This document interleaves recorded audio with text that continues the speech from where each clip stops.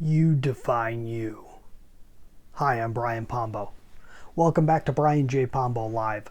Quick idea tonight, but it's an idea I've been bouncing back and forth with for 20 years, honestly, and it reminded me today of where a lot of it started. So when I was younger, just starting out in a lot of my business adventures, I found that I got really good, being that I kind of got trained up by some really sharp people, but I got really good at budgeting and getting my finances in order, and then helping other people to do the same thing.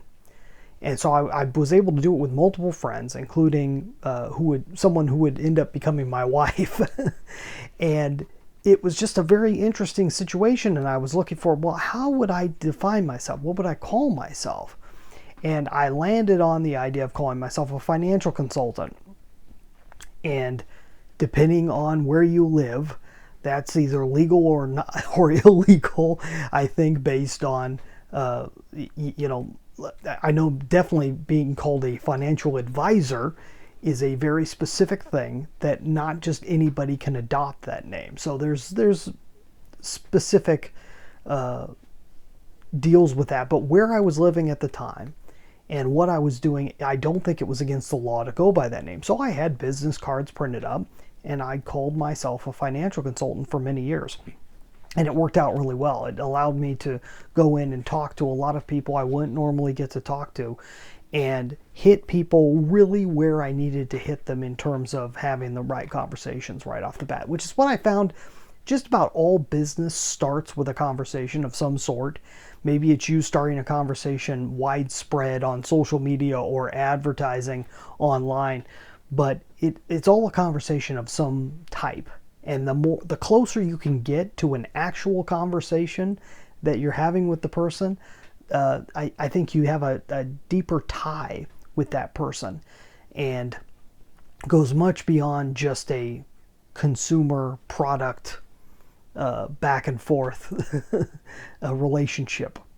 So I want to point out, though, that I had to come up with a designation because I wasn't sure of anybody that did what I did, and I wasn't sure what they'd call themselves. So I kind of had to make it up.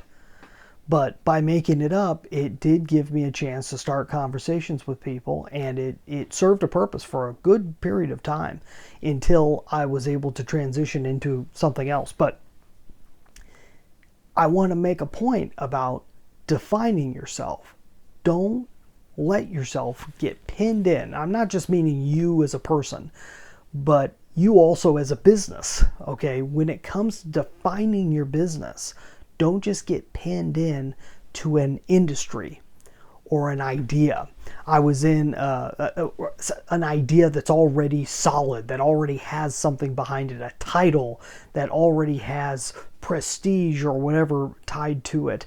I was on a webinar earlier tonight, and somebody was on there and said, "What is this all about?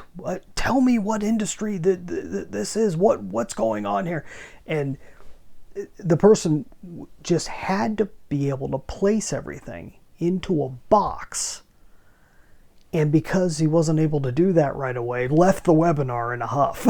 And I'm like, okay, well, this was a person that was not really pre-set up properly, and that's a whole nother conversation that we could have. But it also came back to mind. It's like everyone feels like they have to put you into a box. They have to label you. They have to label you or your company as a this or a that, so that they can compare and contrast in a very simple way to see whether, number one, you should get their attention, number two, that you should get their money.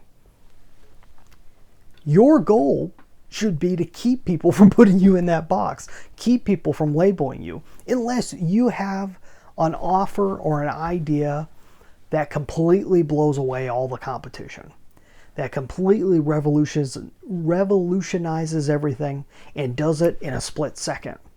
But if you don't have that, your best bet is to redefine yourself in a way that nobody else can do, or at least in comparison to the other people in your so-called industry.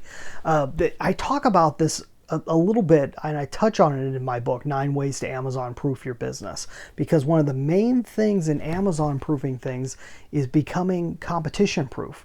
It's setting yourself so far apart from the competition that they don't exist anymore, at least in the customer's mind, in the consumer's mind, in the audience's mind. You need to set yourself so far apart that they don't look at you as being even in the same realm as where they're at. This is what eventually led my company, and I'll go into more depth into this in the future, into me becoming more of a business investor than anything else. And the further I go down this rabbit hole of being a business investor, the more I love it, and the more it fits what I need to do, and the more it sets me apart from an industry that was going in an opposite direction from where I was going. And I didn't want to be painted that way with a lot of what I had been doing up until now.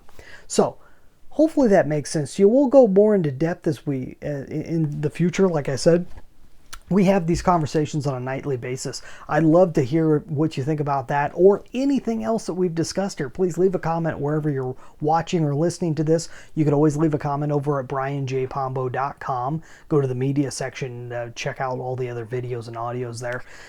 Also, go grab a copy of this book, 9 Ways to Amazon Proof Your Business. You can get a free copy, or you get a hardbound copy at Amazon.com, or you can get a free copy at AmazonProofBook.com, a little digital download. Go check it out.